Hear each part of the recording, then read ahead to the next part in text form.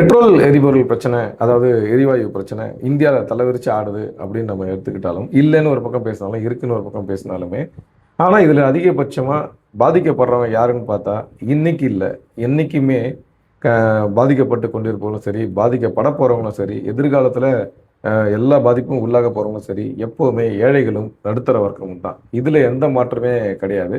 அது பேரிடர் காலமாக இருந்தாலும் சரி, போர்க்காலமாக இருந்தாலும் சரி, ஒரு பஞ்ச காலமாக இருந்தாலும் சரி, என்றைக்குமே முதல்ல பாதிக்கப்பட போகுது ஏழைகளும் நடுத்தர வர்க்கமும் தான். இன்றைக்கும் அப்படி தான் நடந்துட்டு இருக்கு. பாதிக்கப்படுறது எல்லாம் நம்மள மாதிரி நடுத்தர வர்க்கமும் ஏழைகளும் தான் அப்படின்றதுல எந்த மாற்று கருத்துமே கிடையாது. இப்போ இது நம்ம எப்பவுமே ஒரு டேப்லரில் வச்சுக்கலாம்.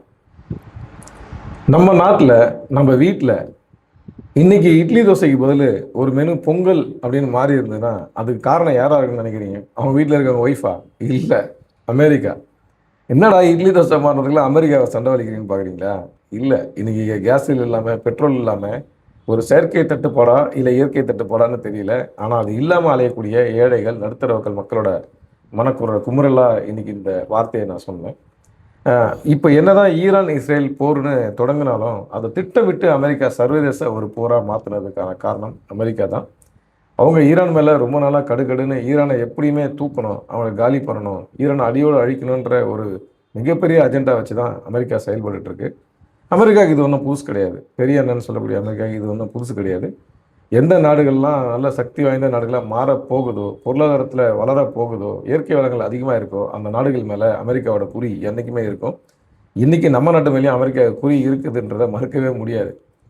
இந்த அடிப்படையில் இன்றைக்கி இருக்கக்கூடிய இராணுவ பலத்திலையும் பொருளாதார பலத்திலையும் அமெரிக்கா கிட்ட நேரடியாக சண்டை போடுறதுக்கு சீனா மாதிரி நாடுகளே பயந்து கொஞ்சம் ஒதுங்கி நிற்கும்போது துணிச்சலாக தில்லாக இருந்து எதிர்த்து சண்டை போடக்கூடிய ஒரு ஈரான் அந்தளவுக்கு ஈரான் கிட்ட அந்தளவுக்கு படைபலமும் கிடையாது, பணபலமும் கிடையாது.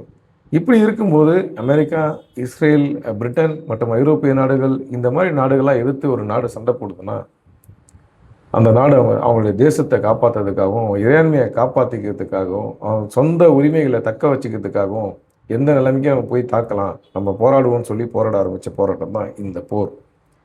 என்னதான் இவ்வளோ பலங்கள் இருந்தாலும், இவ்வளோ நாடுகள் உதவிக்கு வந்தாலுமே ஈரான் கிட்ட இருக்கக்கூடிய ஒரு பலவீனமோ நம்ம பார்த்தாக்கணும். அந்த பிரம்மாஸ்திரத்தை இன்னைக்கு ஈரான் கையில் எடுத்திருக்காங்க. அது பேர் தான் ஹோர்முஸ் ஜலசந்தி.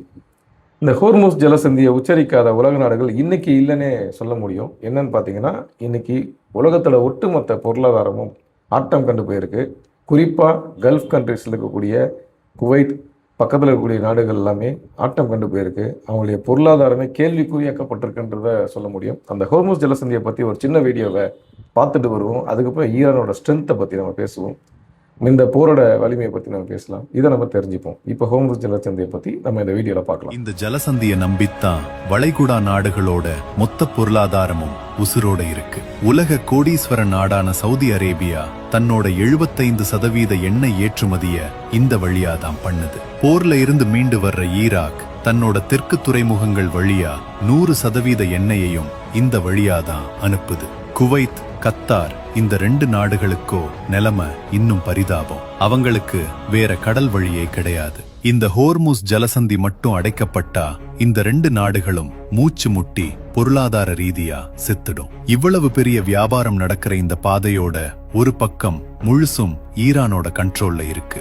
இங்கிருந்து தான் உலக அரசியலோட மிகப்பெரிய சதுரங்க ஆட்டம் ஆரம்பிக்குது.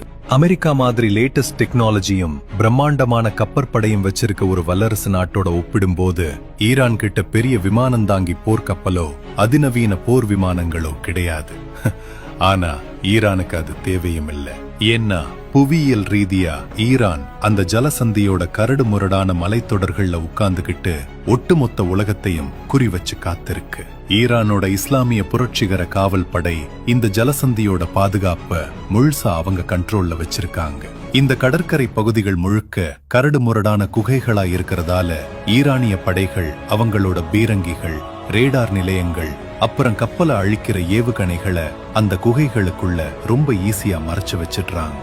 அந்த வழியா போற எந்த ஒரு பிரம்மாண்டமான அமெரிக்க கப்பலும் ஈரானோட நேரடி தாக்குதல் எல்லைக்குள்ள ரொம்ப சாதாரணமா மாட்டிக்கிடும். ஈரானோட மிகப்பெரிய ஆயுதம் வானத்துல இருந்து வர்ற ஏவுகணைகள் இல்ல, அவங்க கடலுக்கு அடியில பதுக்கி வச்சிருக்க கண்ணி வெடிகள் தான்.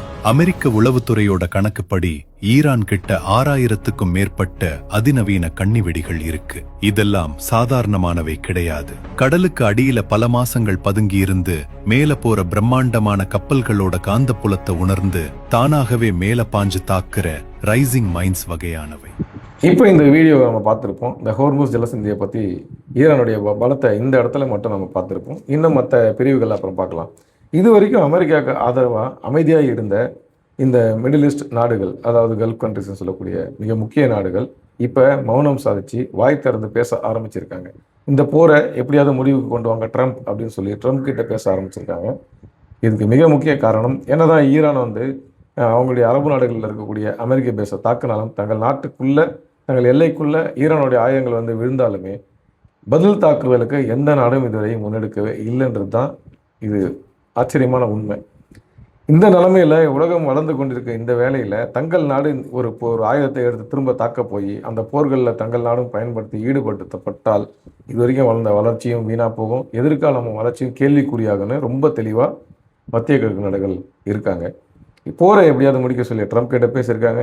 ஈரான் போரை முடிச்சிட்டாங்கன்னு சொல்லி ட்ரம்ப் ஒரு டிக்ளரேஷன் கொடுத்துருக்காரு. ஈரான் சைடில் இருந்து இன்னும் நாங்கள் ஒத்துழைக்காமல் இந்த போரை நிறுத்த முடியாது, எங்கள் உரிமைகளும் நிலையான ஒரு ஒப்பந்தத்தை முடிக்காமல் நாங்கள் இந்த போரை முடிக்க மாட்டோன்னு ஈரான் சைட்லன்னு சொல்லியிருக்காங்க.